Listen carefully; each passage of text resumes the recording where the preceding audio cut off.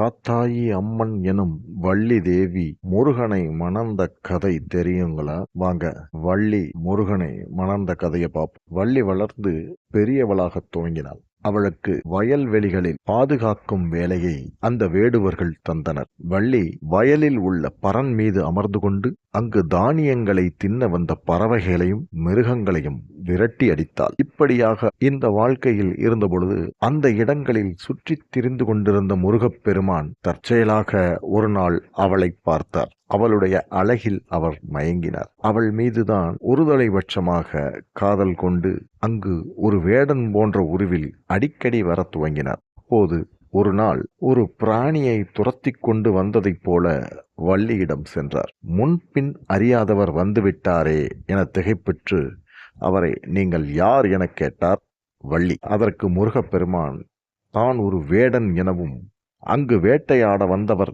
எனவும் கூறிக்கொண்டார். இப்படியாக வேட்டையாடும் சாக்கில் அவர் தினமும் அங்கு வந்து ஏதாவது பேச்சு கொடுக்க இருவரும் நண்பர்கள் ஆயினர். சில நாட்களில் முருகனோ தன்னை மணந்து கொள்ளுமாறு அவளை வற்புறுத்த துவங்கினார். சில நாட்களில் முருகப்பெருமான் வள்ளியை பார்த்து தன்னை மணந்து கொள்ளுமாறு அவளை வற்புறுத்த துவங்கினார். ஆனால் வள்ளிக்கு உள்ளூர பயம். இந்த வேடனை நம்பி நாம் மனம் முடிந்து இவருடன் செல்வதா என்ற பயம் வந்தது. இந்த வேளையில் ஒரு நாள் அவர்கள் தம்மை மறந்து பேசிக்கொண்டு இருக்கையில் நம்பி தனது வேட்டை ஆட்களுடன் அந்த இடத்திற்கு வந்துவிட்டார். நம்பி என்பவர் வள்ளியின் பாதுகாவலராக இருப்பவர். அந்த நம்பி வள்ளியும் முருகனும் அமர்ந்து பேசிக்கொண்டு இருந்த இடத்திற்கு வருவதைக் கண்ட முருகன் உடனே மாயாவி தோற்றத்தோடு தன்னை ஒரு மரமாக ஆக்கிக் கொண்டு அங்கு நின்றார். வந்தவர்கள் சென்றதும் வள்ளி அவர் எங்கு சென்று விட்டார்,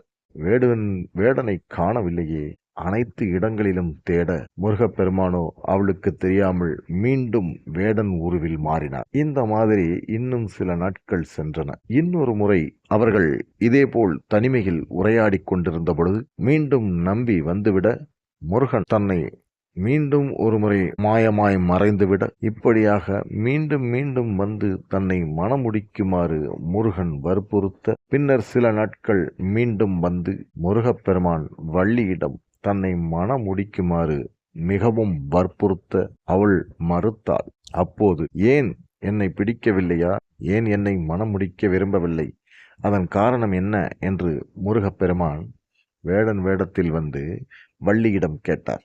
அதற்கு வள்ளி முருகனிடம் சொன்ன பதில் என்ன தெரியுங்களா?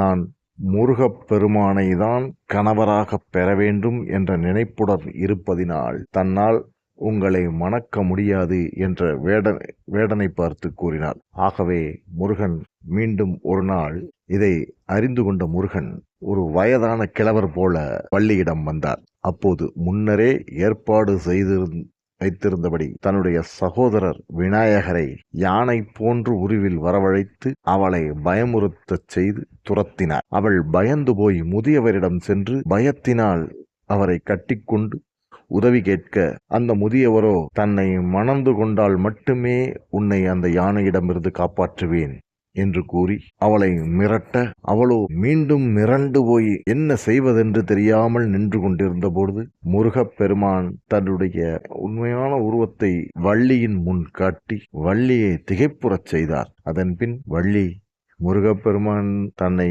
மணந்து கொள்ளவே வேடன் உருவத்திலும் முதியவர் உருவத்திலும் வந்திருக்கிறார் என்பதை அறிந்து மிகவும் மகிழ்ச்சியுற்று திருமணத்திற்கு ஒப்புக்கொள்ள அதன்பின் இருவரும் மணந்து கொள்ள முடிவு செய்து ஓடிப்போக வள்ளியின் பாதுகாவலரான நம்பி இதை கேள்விப்பட்டு அவர்களை தன் படையுடன் வந்து துரத்தினார். ஆனால் முருகனோ அவர்களுடன் சண்டை போட்டு அவர்களை சில நிமிடங்களிலேயே மரணமடைய வைக்க வள்ளி அவர்களுக்கு உயிர் பிச்சை கேட்டார்.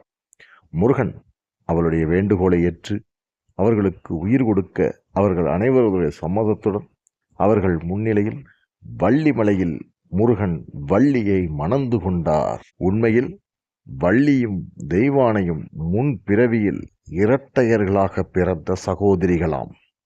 அமுதவள்ளி மற்றும் சுந்தரவள்ளி என்ற அவர்கள் விஷ்ணு பகவானின் கண்களில் வடிந்த நீரில் இருந்து பிறந்தவர்கள் என்ற ஒரு வரலாறு உண்டு. அவர்கள் இருவருமே சிறிதும் கோபமே வராத கணவனை மணக்க விரும்பினார்கள். அந்த குணங்களைக் கொண்ட முருகனை பார்த்த அவர்கள் முருகப் பெருமானையே மணக்க விரும்பினார்கள். அவரிடம் சென்று தமது மனதை வெளிப்படுத்திய போது அவர்கள் இருவரும் அமுதவள்ளி தேவேந்திரனின் மகளாக தேவலோகத்தில் பிறக்க வேண்டும் எனவும் சுந்தரவள்ளி பூலோகத்தில் பிறக்க வேண்டும் எனவும் அங்கிருந்து தன்னை வழிபட்டால்தான் அவர்களை மணப்பேன் எனவும் கூறினார். ஆகவேதான் இருவருமே அடுத்த பிறவியில் இச்சாசக்தி மற்றும் கிரியாசக்திகள் என்று முருகனையே மணந்து கொண்டனர் என்ற ஒரு வரலாறும் உண்டு. நன்றி நண்பர்களே. மீண்டும் மற்றும் ஒரு முருகனை பற்றிய சுவாரஸ்யமான விஷயங்களோடு தகவல்களோடு உங்களை சந்திக்கின்றோம். அதுவரை உங்களிடமிருந்து விடைபெறுவது உங்கள் கலக்கல் மச்சி சேனல். நண்பர்களே, ஆதரவு கொடுங்க. பிடிச்சிருந்தால் லைக் பண்ணுங்க, ரொம்ப பிடிச்சிருந்தா சப்ஸ்கிரைப் பண்ணுங்க. நன்றி, வணக்கம். முக்கியமாக சப்ஸ்கிரைப் பண்ணும்போது ஆல் பட்டன், ஜாயின் பட்டனை அழுத்துங்க. அப்போ தான் நாங்கள் அடிக்கடி போடுற வீடியோ உங்களுக்கு வந்து சேரும். ஓகே, நன்றி நண்பர்களே. இந்த வீடியோ உங்களுக்கு பிடிச்சிருந்ததுன்னா லைக் பண்ணுங்கள், ஷேர் பண்ணுங்கள், மனம் இருந்தால் சப்ஸ்கிரைப் பண்ணுங்கள். நன்றி, வணக்கம்.